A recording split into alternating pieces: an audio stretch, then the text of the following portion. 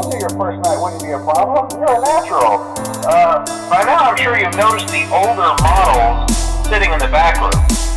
Those are from the previous location, and we just use them for parts now. The idea at first was to repair them. They even started retrofitting them with some of the newer technology, but they were just so ugly, you know, and the smell. So the company decided to just go in a whole new direction and make them super kid friendly.